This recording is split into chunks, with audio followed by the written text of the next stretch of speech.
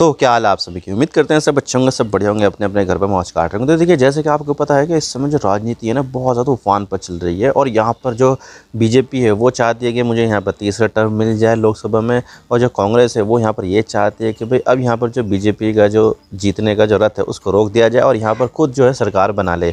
तो इस तरह से यहाँ पर पॉलिटिक्स चल रही है और यहाँ पर पॉलिटिक्स में लगातार नए से नए जो चीज़ें है वो सामने निकल कर आ रही है। और यहाँ पर जो कांग्रेस है वो फूक फूक कर कदम रख रही है, कुछ ऐसा ना हो जाए जिसकी वजह से यहाँ पर उसको बैकफायर क्लैश करना पड़े या फिर जो इमेज है उसकी वो यहाँ पर ख़राब हो जाए। लेकिन यहाँ पर इतना सब करने के बावजूद भी यहाँ पर जो है कांग्रेस के जो एक लीडर है उनके एक रिमार्क के कारण, उनके एक स्टेटमेंट के कारण यहाँ पर जो कांग्रेस है वो यहाँ पर कॉर्नर होती दिखाई दे रही है। क्योंकि देखा जाए तो उनके एक लीडर है जिनका नाम है सैम पित्रोदा। वो है यहाँ पर इंडियन ओवरसीज़ कांग्रेस के प्रेसिडेंट, यानी कि वहाँ पर जो कांग्रेस की जो एक यूनिट बनी हुई है ना, वो यहाँ पर जो इंडिया से बाहर जो देश हैं, अमेरिका, यूके, कनाडा, इन सब में जो चीज़ें हैं वो यहाँ पर अपनी कांग्रेस पार्टी के जो हित में जो हो सकती है वो यहाँ पर वो करते हैं। तो वहाँ पर इंडियन ओवरसीज़ कांग्रेस के जो प्रेसिडेंट हैं वो है सैम पित्रोदा। उन्होंने यहाँ पर ये कह दिया एक रिसेंट इंटरव्यू में कि भाई यहाँ पर जो इनहेरिटेंस टैक्स है वो यहाँ पर बड़ी कमाल की चीज़ है। यानी कि यहाँ पर अगर इनहेरिटेंस टैक्स, इसको विरासत टैक्स भी बोल सकते हैं, तो इस इनहेरिटेंस टैक्स में अगर कोई यहाँ पर 100 मिलियंस के पास जो है उसकी दौलत होती है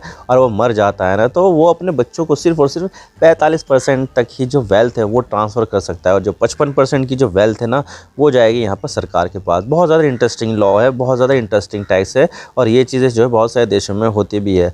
तो यहाँ पर सैम पित्रोदा ने सिर्फ ये कहा और उसके बाद यहाँ पर जो बीजेपी है उन्होंने इस लाइन को पिक कर लिया कि भाई यहाँ पर तो बीजेपी ने ये आरोप लगाना शुरू कर दिया कि कांग्रेस यहाँ पर लोगों की जो वेल्थ है उसको रीडिस्ट्रीब्यूट करेगी। यानी कि यहाँ पर तुम्हारे जो जितने भी कमाई होगी, जितना तुम्हारे पास पैसा होगा, जितनी तुम्हारे पास धन दौलत होगी, उसमें से आधी जो धन दौलत है वो कांग्रेस पार्टी छीन लेगी और आधी जो है अपने पास रहेगी। यानी कि यहाँ पर जो है वो बर्बाद कर देगी कांग्रेस, अगर कांग्रेस सत्ता में आती है तो। ये चीज़ें यहाँ पर बहुत ज़्यादा हो गई, फायर स्टॉर्म क्रिएट कर दिया उसने और राजनीति में यहाँ पर भूचाल ला दिया कि भाई यहाँ पर ऐसे कैसे हो सकता है। और ख़ास करके जो पीएम मोदी है ना, उन्होंने यहाँ पर इस चीज़ को लेकर कांग्रेस को बहुत ज़्यादा टारगेट किया कि भाई यहाँ पर लोगों को यहाँ पर जो अपनी रैलियों में बता रहे हैं कि भाई यहाँ पर कांग्रेस का ये प्लान है कि भाई इनहेरिटेंस टैक्स लेकर आएगी, लोगों की जो दौलत है वो यहाँ पर आधी कर देगी और जो चीज़ें है वो यहाँ पर काफ़ी ज़्यादा ख़राब कर देगी। तो ये चीज़ें है और इसने यहाँ पर काफ़ी ज़्यादा फायर स्टॉर्म क्रिएट कर दिया है।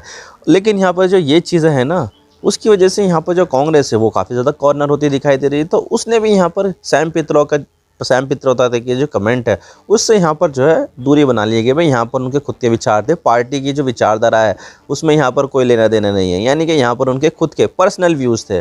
तो इस चीज़ से यहाँ पर जो कांग्रेस है वो यहाँ पर डैमेज कंट्रोल करती हुई दिखाई दे रही है। लेकिन यहाँ पर जो बीजेपी है वो यहाँ पर काफ़ी ज़्यादा अटैक कर रही है कि भाई ये कर देंगे, वो कर देंगे। तो आज इसके बारे में पूरी डिटेल के साथ बात करते हैं कि जो इनहेरिटेंस टैक्स है यानी कि विरासत टैक्स वो यहाँ पर क्या होता है और किन किन देशों में यहाँ पर ये लागू है, किस तरह से वहाँ पर काम करता है, और क्या यहाँ पर जो मोदी साहब है उन्होंने भी यहाँ पर जो चीज़ें हैं वो यहाँ पर करने की कोशिश की है कुछ इस तरह की, जैसे इनहेरिटेंस टैक्स वगैरह।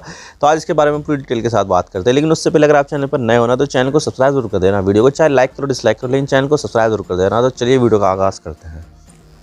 तो यहाँ पर जो सैम पित्रोदा, जो इंडियन ओवरसीज़ कांग्रेस, जो कांग्रेस पार्टी की एक ओवरसीज़ ब्रांच है कि भाई यहाँ पर जो विदेशों में भी जो होता है उसमें यहाँ पर कांग्रेस पार्टी क्या कर सकती है वो सभी चीज़ें वहाँ पर देखती है। तो उन्होंने यहाँ पर ये कह दिया कि भाई यहाँ पर जो इनहेरिटेंस टैक्स है वो बहुत ज़्यादा यहाँ पर इंटरेस्टिंग है कि भाई यहाँ पर अगर कोई आदमी जीता है और उसके पास जितनी भी वेल्थ होती है तो उसके मरने के बाद उसके जो बच्चे हैं उसको यहाँ पर सिर्फ 45% ही मिलेगी और बाकी की जो 55% है वो यहाँ पर चली जाएगी स्टेट के पास, यानी कि सरकार के पास चली जाएगी। बहुत ज़्यादा इंटरेस्टिंग लॉ है और यहाँ पर इसके ऊपर यहाँ पर इंडिया में भी डिस्कस होना चाहिए। तो यहाँ पर इतना कहा था और उनके बाद यहाँ पर जो चीज़ें हैं वो यहाँ पर कांग्रेस के खिलाफ ही टर्न आउट होनी शुरू हो गई कि भाई यहाँ पर जो मोदी साहब उन्होंने यहाँ पर रैलियों में यहाँ पर ये कहना शुरू कर दिया कि भाई यहाँ पर जो तुम भी जितनी भी यहाँ पर दौलत इकट्ठा करोगे, अपनी पूरी ज़िंदगी की कमाई लगाओगे, अपनी पूरी ज़िंदगी जो है जितने कमाने में लगाओगे वो सब के सब जो है कांग्रेस पार्टी छीन लेगी यहाँ पर और उनको दे देगी जो इन्फ्लिट्रेटर्स हैं, यानी कि घुसपैठिए हैं और जो ज़्यादा बच्चे पैदा करते हैं। और यहाँ पर उन्होंने सीधा सीधा नाम लिया मुसलमानों का। हालांकि देखा जाए तो इस रिमार्क के बाद यहाँ पर जो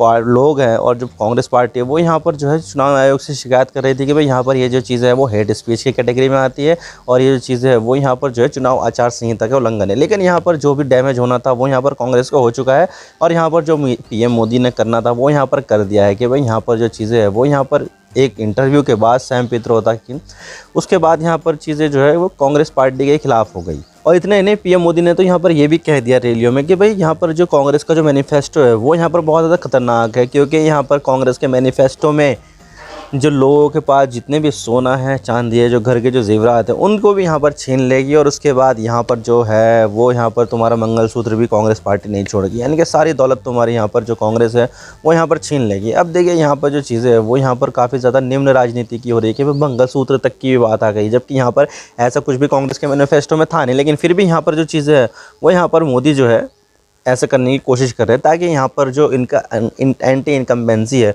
उसको यहाँ पर मेंटेन कर सके। और यहाँ पर जो 400 प्लस का जो नारा दे रखा था ना कि अब की बार 400 पार, उसको यहाँ पर क्लियर कर सके। बहरहाल ये तो देखने वाली बात होगी कि ऐसा होता है या नहीं। लेकिन यहाँ पर इनहेरिटेंस को लेकर यहाँ पर भारत में बहस ज़रूर शुरू हो गई है कि भाई यहाँ पर ये इनहेरिटेंस लॉ क्या है, किस चीज़ को कहते हैं इनहेरिटेंस लॉ, यानी कि विरासत का कर, विरासत टैक्स, ये क्या चीज़ होता है। तो यहाँ पर भी बात कर लेते हैं।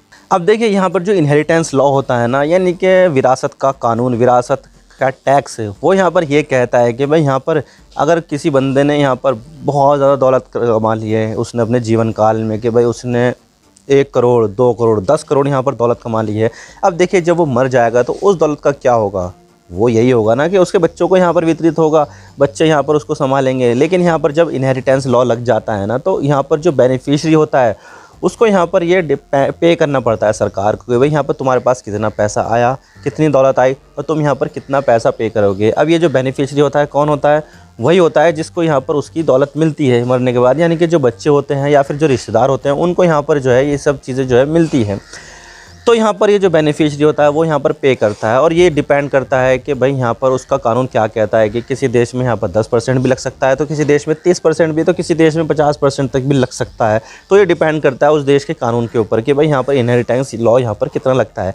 अगर हम यहाँ पर इंडिया में देखें तो इंडिया में अभी कोई ऐसा कानून है ही नहीं। पहले यहाँ पर एस्टेट ड्यूटी नाम से कानून होता था, लेकिन यहाँ पर वो काफ़ी ज़्यादा कॉम्प्लिकेट था, जिसकी वजह से यहाँ पर राजीव गांधी सरकार ने 1985 में इसको यहाँ पर एबॉलिश कर दिया। देखिए अब यहाँ पर जो है ये चीज़ें नहीं होगी। तो जैसे ही उन्होंने यहाँ पर एस्टेट ड्यूटी टैक्स ख़त्म कर दिया तो इनहेरिटेंस लॉ वाला कुछ भी ऐसा मामला है नहीं। अब बस यहाँ पर इनकम टैक्स का है मामला कि इनकम टैक्स में यहाँ पर जो चीज़ें है वो यहाँ पर दिखानी पड़ेगी। ये मान लो कि बाप से यहाँ पर कोई सी जो दौलत है वो मिल गई तो उसको यहाँ पर इनकम टैक्स में शो करना पड़ेगा। अब जब बाप से यहाँ पर बच्चों को कोई सी चीज़ें मिलेगी ना, तो उसको यहाँ पर गिफ्ट के फॉर्म में दिखाना पड़ेगा इनकम टैक्स में भी कि भाई मुझे यहाँ पर गिफ्ट मिला है। तो यहाँ पर उसको इनहेरिटेंस तो मिली है, विरासत तो मिली है कि भाई मकान मिल गया, कोई दुकान मिल गई, बाप के नाम थी पहले लेकिन अब बेटे के नाम हो गई। तो वो सब चीज़ें जो दिखाएगा ना इनकम टैक्स में, वो यहाँ पर गिफ्ट की तरह पे दिखाएगा कि भाई यहाँ पर ये गिफ्ट मिला है मुझे बाप की तरफ से।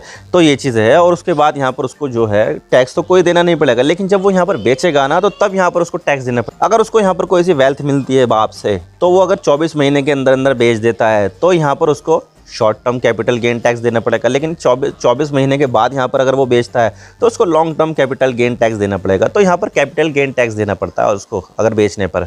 अब देखिए यहाँ पर जो इनहेरिटेंस टैक्स का जो कॉन्सेप्ट है वो यहाँ पर कई सारे देशों में लागू है। लेकिन अगर हम यहाँ पर अमेरिका की बात करें तो अमेरिका की तरफ से तो यहाँ पर है नहीं। लेकिन यहाँ पर जो अलग अलग जो राज्य है ना, केंटकी, आयोवा, मैरीलैंड, उसमें यहाँ पर डिपेंड करता है कि वो किस स्टेट में रहता है, उसका क्या कानून है। अगर यहाँ पर अगर कोई बंदा मरता है तो उसके बच्चों में यहाँ पर अगर चली जाएगा तो वहाँ पर कम टैक्स लगेगा। लेकिन अगर कोई कज़िन में चले जाए या फिर जो है पत्नी में चले जाए या फिर किसी दूसरे जो रिश्तेदार है उसमें यहाँ पर जाता है तो तब यहाँ पर ज़्यादा टैक्स देना पड़ेगा। तो यहाँ पर जो टैक्स डिपेंड करता है ना, तो उसकी जो है क्लोजनेस डिपेंड करती है कि भाई वहाँ पर मरने वाले का जो व्यक्ति है उससे वो ये जो रिश्तेदारी है वो यहाँ पर कितनी ज़्यादा क्लोज़ है। जितनी ज़्यादा क्लोज़ होगी उतना ही कम टैक्स देना पड़ेगा, जितनी ज़्यादा दूर की रिश्तेदारी होगी उतना ही यहाँ पर ज़्यादा टैक्स देना पड़ेगा अमेरिका में। तो अमेरिका में भी यहाँ पर केंद्र की तरफ से तो लागू नहीं है, लेकिन यहाँ पर राज्यों की सरकार की तरफ से यहाँ पर जो इनहेरिटेंस टैक्स है वो यहाँ पर लगाया जाता है। और इसके अलावा यहाँ पर यूके में लगता है इनहेरिटेंस टैक्स। अगर मान लीजिए यहाँ पर जो बंदा है और उसके पास यहाँ पर 3,25,000 पाउंड है ना, तो तब उसको यहाँ पर जो है इनहेरिटेंस देना पड़ेगा 40% का। यानी कि यहाँ पर जो है 40% फिक्स है कि भाई यहाँ पर तुम्हारे पास अगर तुम्हारे बाप के मरने पर तुम्हारे पास दौलत आती है तो उसका यहाँ पर 40% तुम्हें स्टेट को देना पड़ेगा। लेकिन इसमें थ्रेशोल्ड है कि भाई यहाँ पर जो लिमिट है अगर उसके क्रॉस हो जाती है तो ही यहाँ पर देना पड़ेगा, लेकिन यहाँ पर अगर क्रॉस नहीं होती है तो मत दो, कोई दिक्कत नहीं है। जो लिमिट है वो 3,25,000 पाउंड है। 3,25,000 पाउंड अगर हो गए किसी के पास और उसके पास वो आ जाता है तो 40% यहाँ पर देना पड़ेगा। उससे कम है तो कोई दिक्कत नहीं है, मत दो, कोई दिक्कत नहीं है, सरकार यहाँ पर तुमसे मांगेगी नहीं। और इसके अलावा यहाँ पर अगर दुनिया में सबसे ज़्यादा जो इनहेरिटेंस टैक्स अगर किसी देश में लगता है ना, तो वो है जापान। जापान में यहाँ पर ये 10% लेकर 55% तक यहाँ पर इनहेरिटेंस टैक्स लगता है। और उसमें भी यहाँ पर टैक्स स्लैब है कि भाई यहाँ पर इतना है तो इतना लगेगा, इतना है तो उतना लगेगा। जैसे कि हमारे इंडिया में इनकम टैक्स स्लैब है ना कि भाई 5 लाख तक यहाँ पर जो है टैक्स नहीं है, उसके बाद जो है 5% टैक्स, 10% टैक्स, 15, 20, 25, 30, तो यहाँ पर 30% हाईएस्ट है ना इनकम टैक्स। ठीक इसी तरह से यहाँ पर जो इनहेरिटेंस टैक्स है वो यहाँ पर 10%, 20%, 30%, 40% और फिर 55%। तो यहाँ पर 55% जो है वो मैक्सिमम है। और उसके बाद यहाँ पर उसका पड़ोसी देश साउथ कोरिया आता है। साउथ कोरिया में भी यहाँ पर 50% तक यहाँ पर इनहेरिटेंस टैक्स लगता है। वो भी यहाँ पर जापान की तरह यहाँ पर काम करता है कि भाई जापान में भी जिस तरह से टैक्स स्लैब है ना, ठीक इसी तरह से यहाँ पर साउथ कोरिया में भी टैक्स स्लैब है इसी तरह का इनहेरिटेंस टैक्स वाला। और ये जो इनहेरिटेंस टैक्स का जो इशू है ना, साउथ कोरिया की पॉलिटिक्स में काफ़ी ज़्यादा हॉट इशू माना जाता है। अभी भी यहाँ पर इसके ऊपर पॉलिटिक्स होती है साउथ कोरिया में। तो फ्रांस में भी यहाँ पर जो है इनहेरिटेंस टैक्स लगता है और यहाँ पर काफ़ी ज़्यादा लगता है। 45% तक यहाँ पर इनका इनहेरिटेंस टैक्स देना पड़ता है फ्रांस में। और यहाँ पर ये भी जो है काफ़ी ज़्यादा हॉटेस्ट इशू बन जाता है फ्रांस में कभी कभी। और इसके अलावा फ्रांस का एक पड़ोसी देश स्पेन में भी यहाँ पर आपको इनहेरिटेंस टैक्स देना पड़ता है। शुरुआत जो होती है इनहेरिटेंस टैक्स की वो 7.65% से होती है और फिर ये चले जाता है 34% तक। यानी कि यहाँ पर ये टैक्स स्लैब है कि भाई इतनी इतनी आमदनी पर यहाँ पर आपको जो है टैक्स देना पड़ेगा।